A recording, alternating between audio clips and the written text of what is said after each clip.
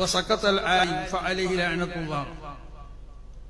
ബിദ്അത്ത് പ്രത്യക്ഷപ്പെടുകയും പണ്ഡിതൻ അത് കണ്ടിട്ട് അവൻ മിണ്ടാതിരിക്കുകയും ചെയ്താൽ ആ പണ്ഡിതന്റെ മേൽ അല്ലാഹുവിന്റെ ലഅനത്തുണ്ടാവും. പിന്നെ ബിദ്അഈ പ്രസ്ഥാനങ്ങളോട് കൂടിക്കൊണ്ട് നമ്മൾ ചെയ്താൽ അത് എത്രമാത്രം ഗൗരവമാണ്.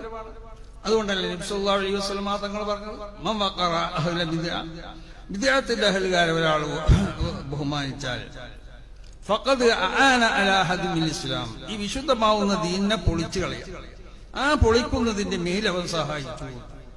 അതുകൊണ്ടുള്ള മഹാന്മാരാവുന്ന അയിമ്മത്ത് പറഞ്ഞു, ഒരാൾ ബിദ്അഈകൾ മാത്രമുള്ളതായ ഒരു സ്ഥാനത്ത് താമസിക്കുന്നവനാണെങ്കിൽ അവനവിടുന്ന് പെണ്ണെട്ട സുന്നത്തുണ്ടോ ഇല്ലയോ എന്നുള്ള ഒരു ചർച്ച ഉണ്ട്.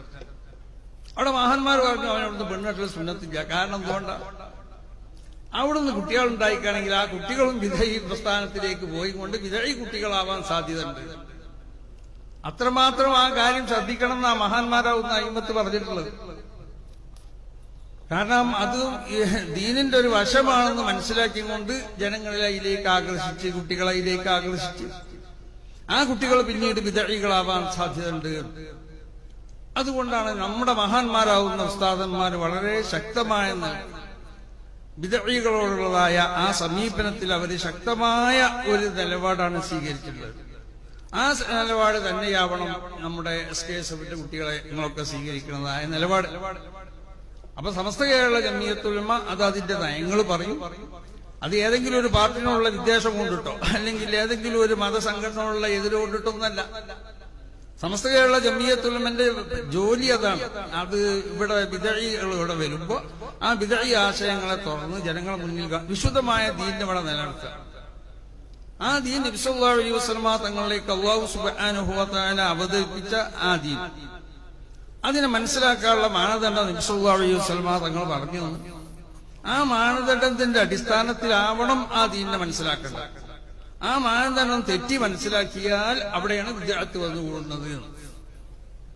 അപ്പൊ ആ നിലക്ക് നമ്മള് സുന്നത്ത് ജമാഅത്തിനോടുള്ളതായ നമ്മുടെ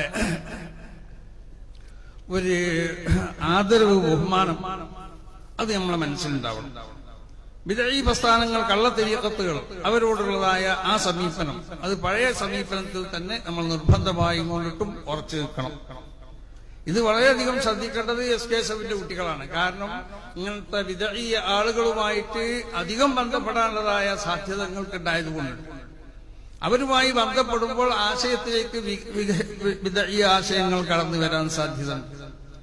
അത് കടന്നു വന്നാൽ സ്വാഭാവികമായിട്ടും ക്രമേണ ഒരു ബിദ്അഈ പ്രസ്ഥാനത്തിലേക്ക് ചെന്ന് ചാടാനുള്ളതായ ഒരു സാധ്യത ഉണ്ടായതുകൊണ്ടിട്ടാണ് സമസ്ത കേരള ജംഇയ്യത്തുൽ ഉലമയുടെ മഹാന്മാരാവുന്ന മുമ്പ് കുത്തുബി തങ്ങളടക്കമുള്ള മഹാന്മാരാവുന്ന 6 പണ്ഡിതന്മാർ അവർ എഴുതി ഒപ്പിട്ടതായ ഒരു പ്രത്യേകമാവുന്നതായ ഒരു ഫത്വയുണ്ട് ഇതിനെ സംബന്ധിച്ച്. അപ്പൊ ആ നിലക്ക് നമ്മൾ ഈ കാര്യങ്ങളൊക്കെ ആ മുൻഗാമികൾ ഇവിടെ എങ്ങനെയാണോ ഇതിനെയൊക്കെ ഇവിടെ നടത്തിക്കൊണ്ടുപോയിട്ടുള്ളത് അതിൽ നിന്ന് ഒരു നിലക്കും വ്യതിചലിക്കാതെ അവരുടെ ആ ശരിയായ പാതയാണ് അവരുടെ ആ പാത മാത്രം പിൻപറ്റിക്കൊണ്ടിട്ട് സമസ്ത കേരള ജംഇയ്യത്തുൽ ഉലമയുടെ ഈ എല്ലാ പോഷക സംഘടനകളെയും, അതിനൊക്കെ സമസ്ത കേരള ജംഇയ്യത്തുൽ ഉലമന്റെ പോഷക സംഘടനകൾക്കോ സമസ്ത കേരള ജംഇയ്യത്തുൽ ഉലമക്കോ ആരും നിർദ്ദേശം നൽകേണ്ട ആവശ്യമില്ല. അതിനാവശ്യമാവുന്ന നിലക്കുള്ള നിർദ്ദേശം നൽകാനും അതിനെ ശരിയായ റൂട്ടിൽ കൂടി നയിക്കാനൊക്കെ കഴിവുള്ളതായ നേതാക്കന്മാരാണ് സമസ്ത കേരള ജംഇയ്യത്തുൽ ഉലമന്റെയും അതിന്റെ പോഷക സംഘടനകളുടെ ഒക്കെ നേതാക്കന്മാർ. അപ്പൊ അതുകൊണ്ട് ആ നിലക്ക് സമസ്ത കേരള ജംഇയ്യത്തുൽ ഉലമയെ അതിന്റെ മഹാന്മാരാവുന്നതായ അതിന്റെ മശായിഖന്മാർ എങ്ങനെയാണോ അതിനെ നയിച്ചിട്ടുള്ളത് അതുപോലെ ഈ സംഘടനയെ നയിച്ചുകൊണ്ടുപോകാനും ഈ സംഘടനയ്ക്ക് വേണ്ടി പ്രവർത്തിക്കാനും അല്ലാഹു സുബ്ഹാനഹു വ തആല നമുക്കൊക്കെ തൗഫീഖ് ചെയ്യട്ടെ.